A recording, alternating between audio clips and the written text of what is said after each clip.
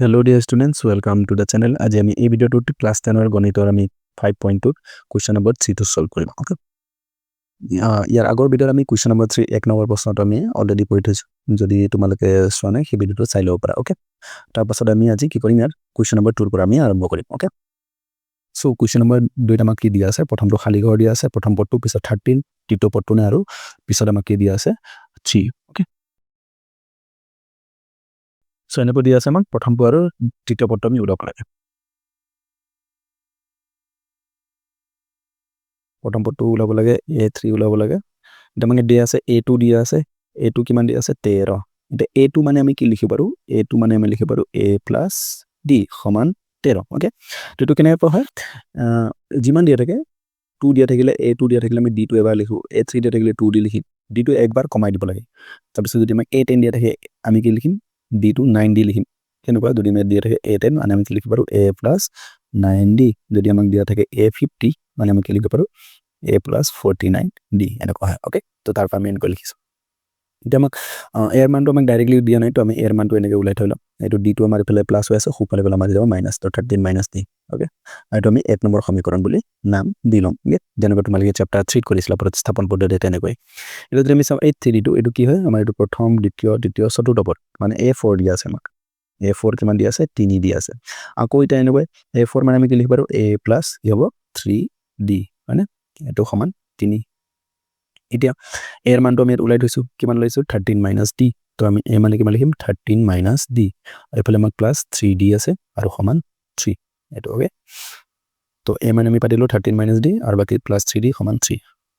এটা এই 3d ৰ পৰা আমি d2 প্লাস মাইনাস কৰি পাৰো কাৰণ এটো -d এফালে প্লাস 3d তো 3d ৰ পৰা এটা d মাইনাস নামা থাকি যাব 2d আৰু ইফালে খুফালে 3 আছে আৰু 13 টো ইফালে আমাৰ যোগত আছে খুফালে গলে বিয়োগ হ'ব -13 তো d সমান ইফালে 13 ৰ পৰা 3 গলে আমাৰ কিমান হ'ব 10 ওকে আৰু ইফালে যেটো মাইনাসৰ সংখ্যাটো ডাঙৰ আছে তো মাইনাসৰ চিহ্নটো থাকি যাব আৰু 2 টো আমাৰ ইফালে প্লাসৰ আছে খুফালে গলে আমাৰ কি যাব সৰি 2 টো ইফালে পূৰণ হৈ আছে খুফালে গলে হৰ ওকে এটা 2 ৰে আমি 10 কাটি পাৰো 2 5 গুণ 10 এটাকে আমি d ৰ মান কিমান পালো -5 ওকে ইয়াৰ মাইনাসটো আছে তো আমাৰ থাকি যাব -5 d হৈ গলে আমাৰ -5 এতিয়া a টো আমি নাজানো a টো উলাব লাগিব a টো আমি কৰ পৰা উলাব পাৰো 1 ৰ পৰা 1 নম্বৰ যদি আমি চাও a সমান 13 - d আছিল a সমান কি আছিল 13 - d আছিল তেনে আমি মানটো পাতি দিও 13 বিয়োগ d মানে কি আছে -5 কিমান হ'ব 13 - -5 তো 13 + 5 কিমান হৈ যাব 18 তো এটাকে আমি a কিমান পালো 80 যদি আমি a আৰু d জানো তেতিয়া আমি যিকোনো সংখ্যা উলাব পাৰি ওকে এটা আমাক দিয়া আছে প্ৰথম পদটো যিকোনো সংখ্যা মানে যিকোনো পদ উলাব পাৰি এটা আমাক প্ৰথম পদটো উলাব লাগে আৰু তৃতীয় পদটো উলাব লাগে তো প্ৰথম পদটো উলাই গল 80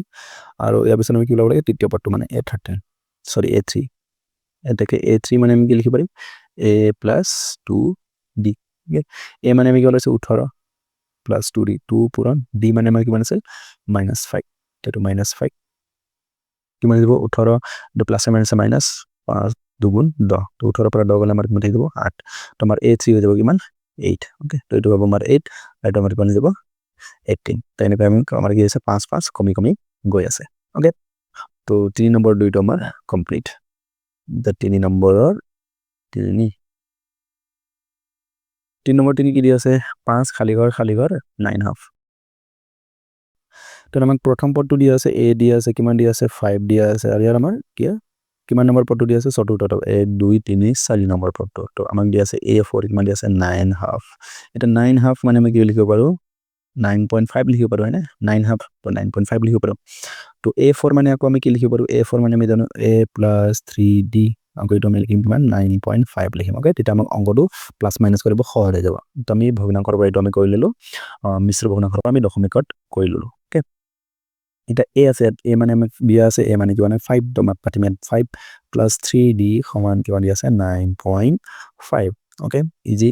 এটা আমাক +5 টো ইফালে যোগ হৈ আছে বাওঁফালে সোঁফালে গলে আমাৰ কি হ'ব বিয়োগ তো 9.5 বিয়োগ 5 ওকে তো কিমান হ'ব 3d সমান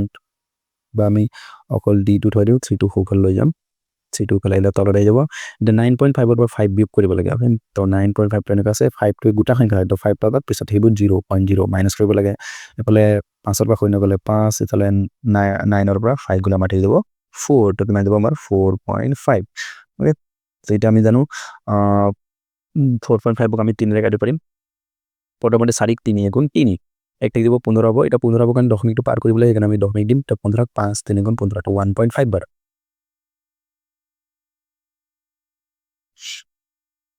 সো আমি d কিমান পালো 1.5 আৰু a আমি জানো 5 তো যদি আমি a আৰু d জানো যিকোনো আমি পদ ওলাব পাৰিম যিকোনো টাৰ্ম আমি ওলাব পাৰিম তো আমাক সেকেন্ড পদটো লাগে দ্বিতীয় পদ a2 লাগে a2 মানে a + d এটা a মানে আমাৰ কিমান আছিল 5 আছিল প্লাস d মানে 1.5 ওকে তো কিমান যাব আমাৰ 6.5 বা আমি লিখিব পাৰো 6 হাফ ওকে এনেকৈ আমি ওলাব লাগে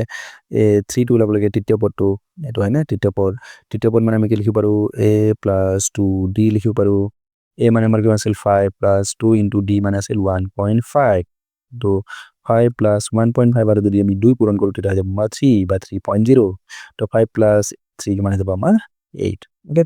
তো এইটো যাব আমাৰ শুদ্ধ উত্তৰ a2 আৰু a3 টো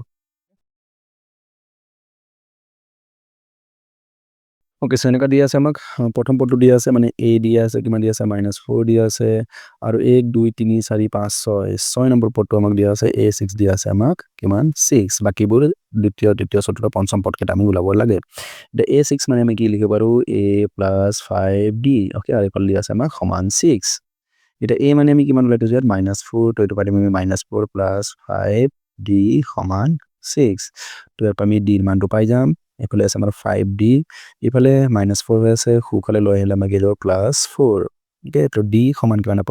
6 4 10 আৰু 5 লৈ যাব আমাৰ হৰত 5 আৰু 10 কেইবাৰ 2 বাৰ তো এটা কি আমি কিমান পালো d কিমান পালো 2 যেহেতু আমি এটা a আৰু d জানো তো আমি যিকোনো পদে ওলাব পাৰিম প্ৰথমতে আমি ওলাব লাগে দ্বিতীয় পদটো a2 ওলাব লাগে a2 মানে আমি জানো a প্লাস কি হ'ব d এটা d হ'ব যেহেতু a2 আছে তো a মানে -4 প্লাস d মানে আছে আমাৰ 2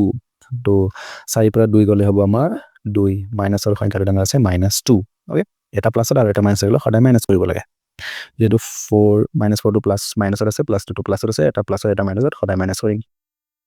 এপসো ওলাব লাগে আমি a3 মানে আমাৰ কি হ'ব a + 2d এটা a মানে আমাৰ আছিল -4 + 2d মানে 2 পূৰণ 2 d আছিল আমাৰ 2 ওকে তো কিমান যাব -4 2 দুগুণ ইফালে 4 -4 + 4 কিমান দিব 0 ওকে ইয়াৰ পিছত আমি ওলাব লাগিব a4 মানে আমি কি লিখিব পাৰো a + 3d